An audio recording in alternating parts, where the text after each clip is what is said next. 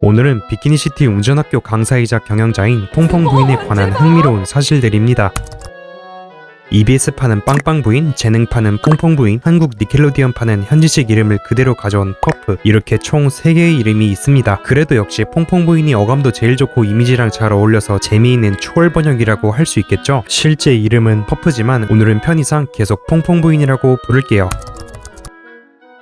만약 퐁퐁 부인이 없었다면 현재 네모바지 스폰지밥 시리즈의 역사도 없었을 거라는 거 알고 계셨나요? 오래전 애니메이션 제작 논의 단계에서 원작자 스티븐 힐레머그는 스폰지밥의 연령을 어린아이로 설정하자는 니켈로디언 측 요구가 자신의 작품 신념과 맞지 않아 반대하였습니다. 하지만 그는 운전학교를 운영하는 퐁퐁 부인이라는 아이디어를 고안해냈고 이 학교에서 수업을 듣는 스폰지밥의 연령을 성인으로 설정하겠다며 니켈로디언과 타협하였죠. 덕분에 애니메이션 제작에 본격적인 착수가 이루어지게 되었습니다. 이러한 이유로 퐁퐁 부인은 스티븐 힐렌버그의 손에서 나온 캐릭터들 중 가장 마지막에 만들어진 캐릭터라고 하네요. 그녀의 남편은 어디 있을까요? Then what happened to Mr. Puff? She doesn't like to talk about it. 이건 퐁퐁 부인이 얘기하길 꺼리는 주제라서 아쉽지만 이 박제된 보고 한 마리가 유일한 단서로 나오는 것 말고는 특별한 점은 없기에 오직 추측만 가능할 뿐이죠. 그녀의 남편은 낚시꾼에게 잡혀 결국 램프를 덮는 장식 재료로 쓰이고 있다. 결론적으로 남편이 죽고 현재는 과부가 된 퐁퐁 부인이라는 추측입니다. 여러분의 생각은? 퐁퐁 부인은 어두운 과거를 가지고 있습니다. 제가 왜 세웠는지 아세요? 보트 번호로 제 전과 기록을 조회했나요? 네? 이렇게 전과 기록이 있는 것도 확실하고 오래전엔 아주 심각한 범죄를 저질렀던 경험이 있는 것으로 파악됩니다. 시즌이 면허를 돌려다오 편에서 얼렁뚱땅 스폰지밥의 면허 시험을 합격시켜줬던 행동에 불안함을 느끼며 이런 말을 했었죠. 다른 도시로 이사를 가서 새로운 운전학원을 차려야겠어. 물론 새 이름으로. 안 돼. 또 그럴 순 없어. 비키니시티의 운전학원을 차리기 전 구체적으로 언급되지 않은 어떤 불법적인 일을 행했음을 암시합니다. 이후 시즌 12에서 이와 관련한 단서가 나타났는데요. 운전학교 내 등대에는 그녀가 지난 20년 동안 쑤셔 박아놓은 물건들이 나오는데 이때 나타난 신문을 확인해 볼까요? 뉴켈프 신문사에서 나온 소식으로 정신나간 보트 교사가 도주하였다. 곡물풍선으로 경찰 당국의 추격을 방해했다. 뭐 이런 내용이 실려 있습니다. 사진은 빼박 퐁퐁 부인이네요. 그리고 동물풍선이라고 하니 이 장면이 떠오르는데요. 너무 오래전에 해봐서 잘 될지 모르겠네. 혹시나 또 경찰을 따돌려야 할지 모르니까 과거의 기억을 되살려 미리 연습을 해본 게 아니었을까요? 아무튼 퐁퐁 부인이 뉴켈프시티에서 대체 무슨 죄를 지었길래 신분 세탁을 하고 비키니시티로 도망온 건지 모르겠습니다만 앞으로 또 새로운 단서가 언급되진 않을지 지켜봐야겠네요. 누구나 자기만 알고 있는 비밀은 있으니까요. 분위기만 보면 잔잔한 클래식 음악을 들으면서 커피 한 잔 마실 것 같은 퐁퐁 부인. 하지만 그녀의 내면엔 로코의 혼이 진득히 담겨 있습니다. 시끌벅적한 록을 주로 듣는 편이며 괴짝단 멤버로서 소울 충만한 일렉트릭 기타 연주를 선보였었죠. 근데 기타를 이런 자세로 칠 수 있나요? 퐁퐁 부인은 교도소 짬밥만 대체 어느 정도인지 진짜 놀랍습니다. 도시를 쑥대밭으로 만든 스폰지밥의 잘못을 죄다 물어 6개월 징역살이는 물론 6개월 뒤에 내가 나가거든. 종이를 버렸더니 경찰에게 딱 걸려 대략 7년간 감옥에서 썩어야 하는 상황도 있었습니다. 앞으로 2528일 남았네요. 심지어 엉터리 면허시험 강행을 비롯해 훔친 차량으로 경찰차를 박아 사고도 냈으니 또 콩밥 먹으러 들어갔고 운전학교 교사는 학생의 위반 사항에 대해 온전히 책임을 져야 한다는 비키니시티 교통안전법에 의거하여 스폰지밥 대신 퐁퐁 부인이 체포되었죠. 과속, 신호 위반, 무면허 운전 등 모든 죄를 책임진 퐁퐁 부인이었습니다. 하지만 구제불능 스폰지밥을 보지 않아도 되니 교도소에 있을 때 제일 행복해 보이는 그녀. 지금까지 알려드린 것을 토대로 우리 눈에 보이는 퐁퐁 부인이 체포된 횟수는 총 5번입니다. 여기에 배심원으로 출석하지 않고 땡땡이 쳐서 또 체포되어 끌려갔던 때랑 뚱이가 억지로 보트 도둑 프레임을 씌워 억울하게 경찰한테 끌려간 것이랑 과석방 기간 동안 발목에 전자발찌를 찬 퐁퐁 부인이 활동범위 구역을 벗어나자 범법자로 다시 체포된 상황까지 포함하면 무려 8번. 진짜 지긋지긋하죠? 퐁퐁 부인은 운전 강사 자격이 박탈당했던 경험이 있습니다. 몇 년간 그녀의 밑에서 수업을 들었지만 자그마치 125만 8,056번이나 낙제했다는 스폰지밥의 기록을 보고 전국 보트운전 관리국 직원이 이런 말을 했었죠. 오늘 시험에서도 스펀지밥이 또 실패하면 선생님은 강사 자격이 박탈됩니다. 결국 스폰지밥이 시험에서 또 떨어지자 예상대로 강사 자격을 잃어 액수가 되고만 퐁퐁 부인. 하지만 스폰지밥의 구제불능함을 관리국 직원도 드디어 인정한 덕분에 다시 강사로 복귀해 일을 할 수 있게 됩니다. 스폰지밥 같은 학생을 제자로 두고 있다면 어떤 기분일지 궁금하네요. 만약 초기 디자인처럼 퐁퐁 부인이 머리카락이 없다면 어떤 모습일까요? 간혹 진짜 머리가 아니고 가발인가 의심이 되긴 합니다만 머리카락이 사라지니까 뭔가 어린아이가 된 느낌 아닌가요? 스폰지밥은 면허시험을 볼 때마다 이곳저곳 사고를 내는 구제불능입니다. 덕분에 퐁퐁 부인은 스폰지밥의 목소리만 들어도 정신이 나가버리는데 심지어 스폰지밥이 긴 바지 특혜로 면허를 취득했을 땐 대체 어떻게 알았는지 세상이 망할 것이라며 마치 전쟁 준비를 하는 것 같이 보였습니다. 뭐 그녀가 여태 당한 것을 생각해보면 충분히 그럴만도 합니다. 보트가 작살나고 건물이 무너지고 진짜 난장판이 따로 없으며 브레이크를 밟으라니까 엑셀을 밟는 청개구리 같은 학생이기 때문이죠.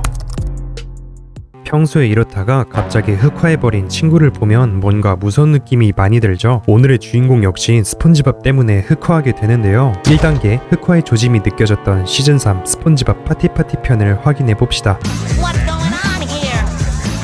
보셨나요? 다들 짝을 두고 얘기하는데 퐁퐁 부인은 혼자서 누군가와 대화를 합니다. 뇌내망상에 사로잡히기라도 한 것일까요? 사실 퐁퐁 부인은 감옥에 있을 때도 교도관을 참 피곤하게 했었습니다. 내가 이런 일까지 해야 하는 건가? 현타 섞인 교도관의 말을 들으니 퐁퐁 부인은 자신이 싼 똥을 스폰지밥과 똥이로 생각하고선 교도관한테 처리해달라고 한 상황인 듯 싶습니다. 물론 저였어도 이런 식으로 남의 응가를 보면 현타 올 것 같긴 하네요. 2단계 이건 여태 쌓이고 쌓인 것들이 폭발한 것이라고 보면 되는데요. 실제로 에피소드를 보면 퐁퐁 부인이 스폰지밥을 진심으로 살해하려고 하는 것을 알 수 있습니다. 처음엔 추가 점수를 주겠다는 명목으로 위험천만한 경주에 스폰지밥을 참가시켜서 죽게 만들려고 했으나 뜻대로 되지 않자 직접 큰 차량을 몰아 아예 뭉개버릴 작정이었죠. 선생님이 제자를 죽이는 것은 좋지 않은 일이지만 그 제자가 스폰지밥이라면 뭔가 납득할 만한 상황인 걸까요? 3단계 혹시 시즌12 새내기 걸파워 편을 보셨나요? 스폰지밥을 골려주려는 분위기 속에서 갑자기 본심이 튀어나와 버리는 퐁퐁 부인. 어둠하게 깊은 함정을 파고 유령 소리를 내고 좀비들이 오글대는 무덤으로 꾸며서 죽음의 댄스 파티를 하는 거야. 오! 뉘앙스가 살짝 스폰지밥 살해 계획을 발표하는 듯하죠. 그래서 다람이가 거기서 수위를 조금만 낮추자는 말을 했답니다. 아무래도 예전에 스폰지밥 죽이지 못한 게 한으로 남은 것 같네요.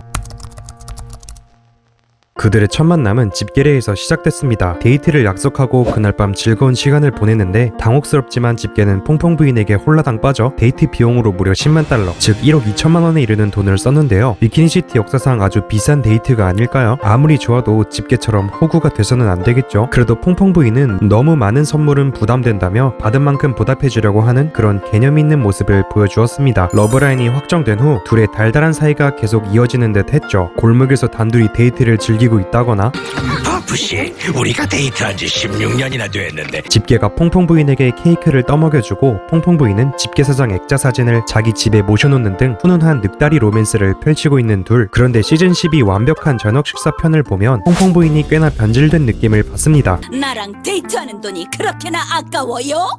아깝다니요.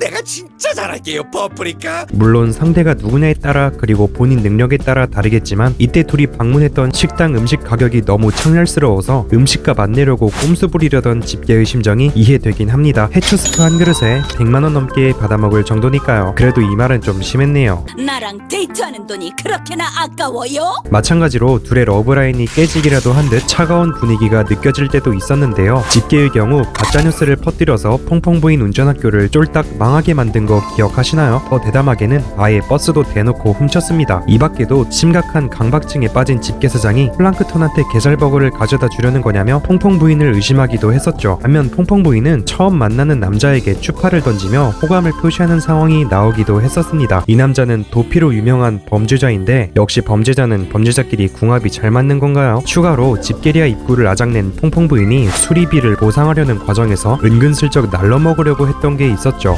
저보고 사장님이랑 데이트를 하란 건가요? 뭐 글쎄. 제가 생각한 건 그게 아닌데. 데이트로 막대한 수리비를 퉁치려던 퐁퐁 부인, 하지만 결국 집끼리에서 무보수로 일을 하기로 약속합니다. 아무튼 이 에피소드에서도 둘이 애인 관계라고 보기는 힘듭니다. 만화 특성상 에피소드 간 이런 작은 설정들은 개연성이 거의 없다 보니 조금씩 꼬일 수밖에 없겠죠.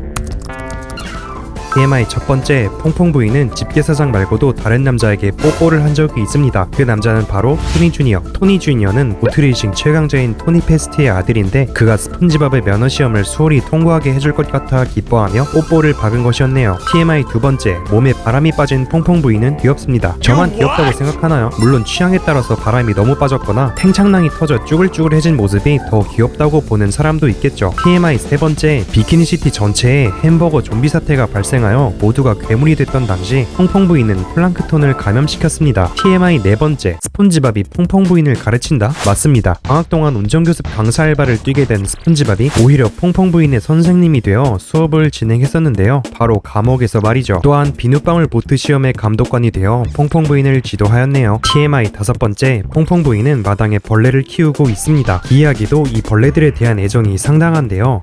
내가 살아가는 이유는 애들 뿐이야.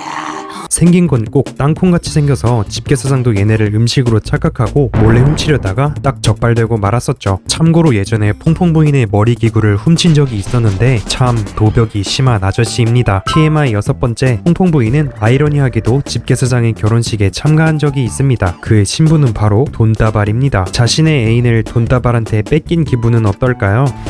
지금까지 퐁퐁 부인에 관한 흥미로운 사실들을 알려드렸는데요. 아무리 스폰지밥을 싫어한다 하더라도 시즌 초기에는 착한 선생님이었지만 점점 미친 여자가 되어버렸다는 평가를 받고 있는 퐁퐁 부인입니다. 혹시 이 영상을 보고 계시는 여러분은 퐁퐁 부인처럼 어두운 비밀이 있는, 즉 가족이나 친구한테 쉽사리 얘기하지 못할 과거를 가지고 있나요? 저의 비밀은